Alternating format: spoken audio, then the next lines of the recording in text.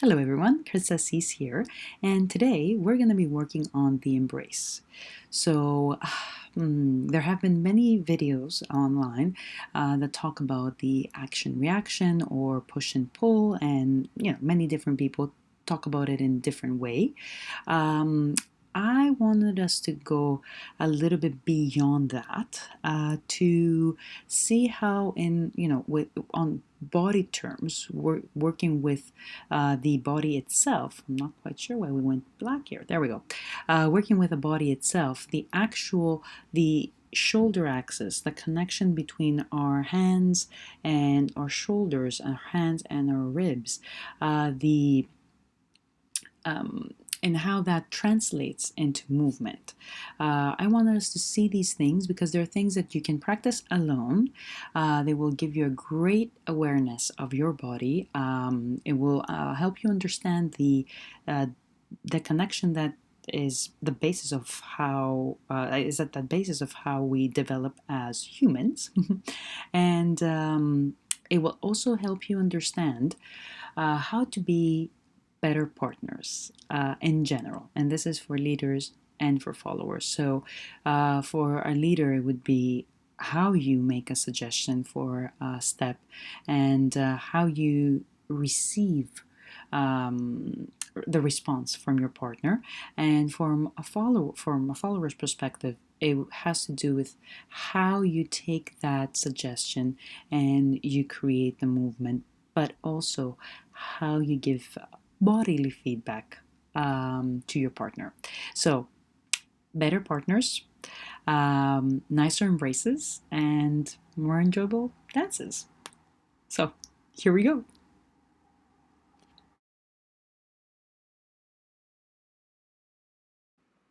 So, we're going to start in our point zero position, ready to move, and we will start with pressing the outer edge of our hand into the wall and connecting that pressure through the arm into the top rib.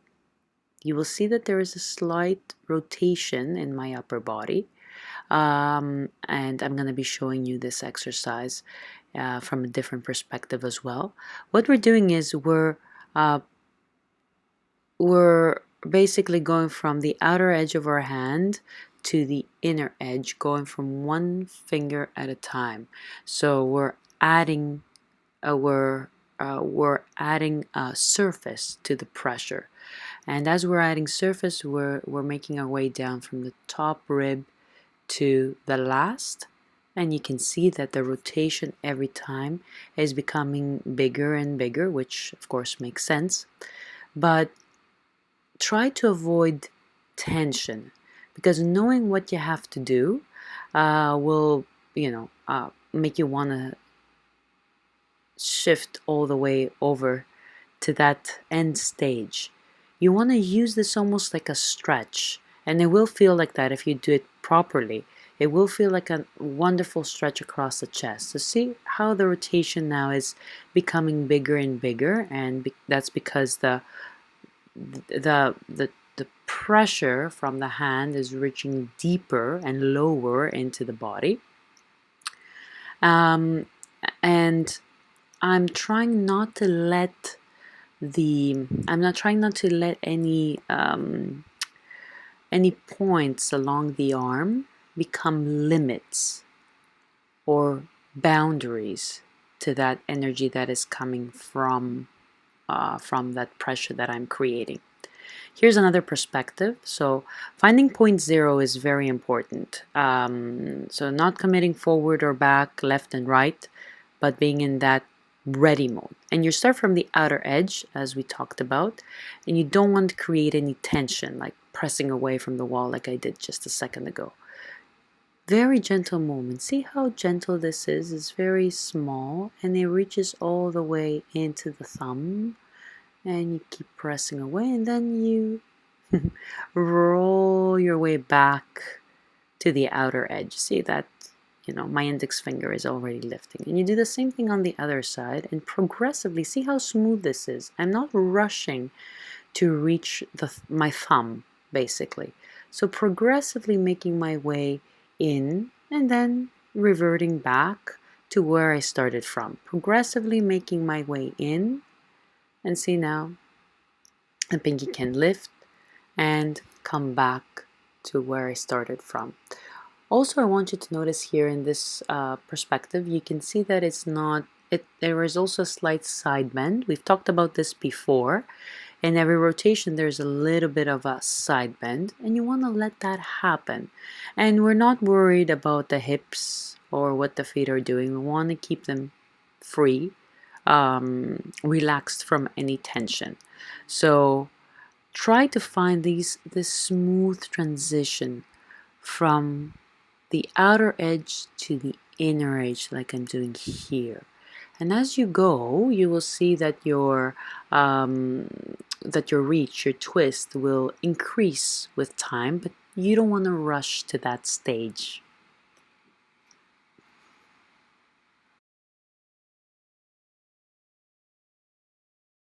So we want to start going from left to right, rolling, using our hands, really being aware of that roll. And then when you're ready, push away from the wall. But again, to create that push, you want to roll from the inside to the outside. So your hand is constantly doing that little wave from the inside to the outside when you're shifting the weight, or when you're shifting forward and back, or when you're shifting back actually. So you're rolling, that's why I was playing with my fingers there for you guys to see, from the inside to the outside edge of your hand. And you want to see how that pressure transitions through the arms, through the shoulders, through the ribs, through the spine, all the way down to the hips and the legs. And you can use one hand, you can play with it, and you'll feel the difference if you're using the opposite hand of compared to the free leg, like I was doing here. Or if you're using two hands, like maintaining this this connection with two hands on the wall, or if you were to be using the same hand, and I will show you an option of this. So what I want you to notice is that it's very smooth. I'm not trying to purposely create a tension, like you've probably heard many teachers say, press in and then pull away, as if they're stages. So instead, you can see how that you can mark the transition from the hand into the shoulder into the foot. And I want you to really take your time with these exercises to feel how the movement chain. You will notice that when you're pressing with the same hand with a free leg, things feel quite different.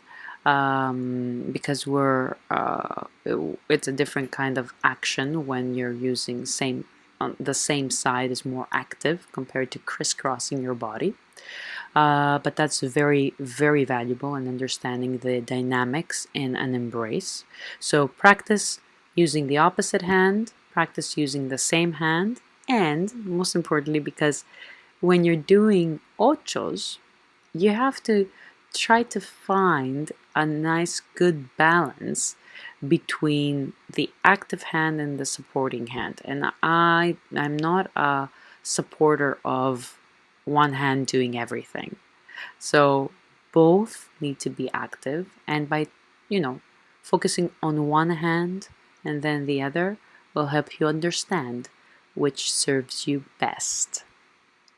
So here in the pivots, that wave that we were working on from the outer edge to the inner edge is even more obvious. So let's see it here. You take your position, you get set. You can do as many side to side wavy changes of weight as you wish, and then you press. And because we want to create that twist starts from the upper body. You want to find it in the hand, and then in the shoulder, in the ribs, in the hips, in the feet. So this is not only for followers, leaders. This is very important for you as well to understand, because most of the time the pressure you're creating is so intense that you might get some negative feedback from your partner.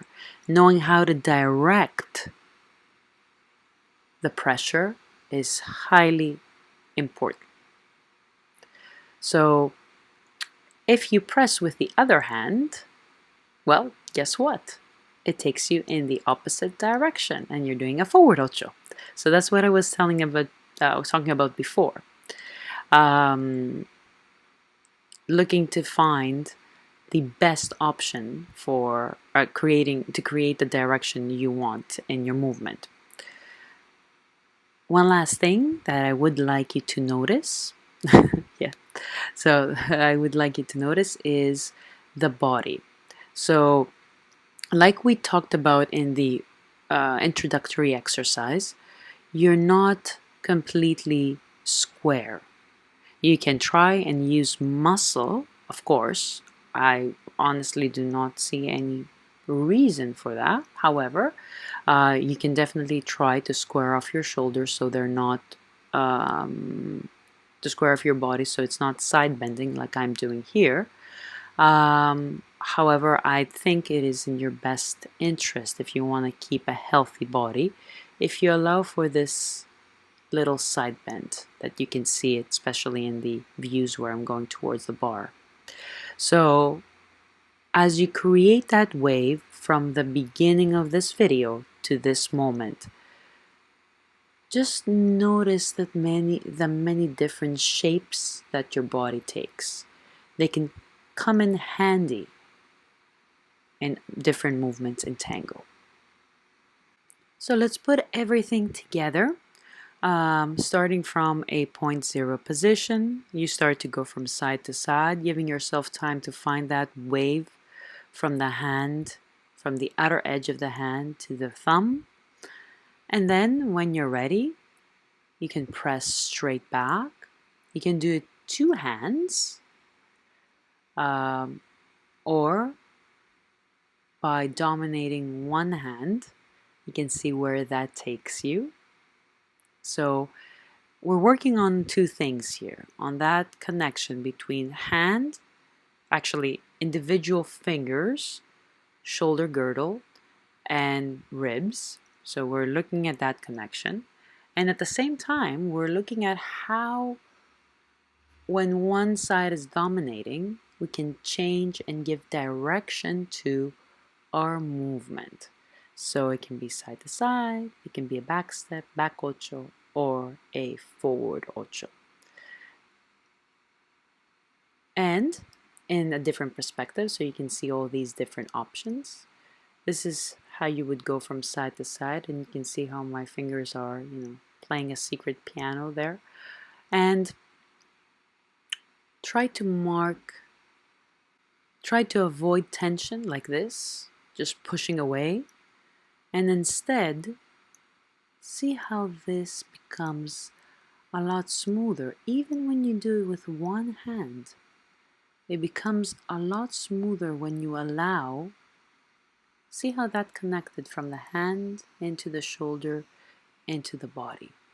Try to find that chain and that elasticity in the motion. Sometimes it will be too elastic, sometimes it will be too tense. You need to find that. You need to give yourself time to connect the dots. So notice here, from hand into the elbow, into the shoulder, into the leg. You see that? I hope so.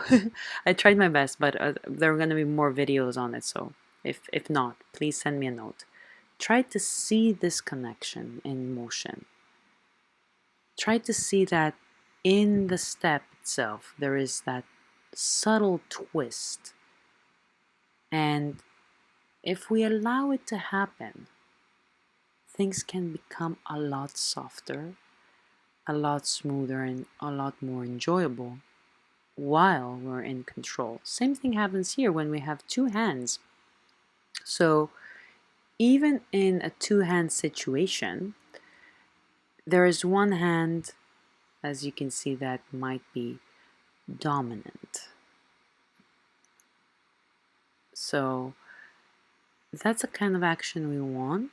And then when we're going into back steps, and then we can play with a different directions. And here you can see what I was talking about, that gentle side bend. You can also see more clearly, if you look at my hands, more clearly that wave from the hand.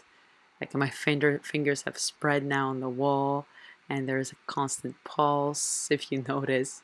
So that's the kind of thing that we're looking for, a connection that allows for the whole body to participate in the dance instead of just thinking about our feet.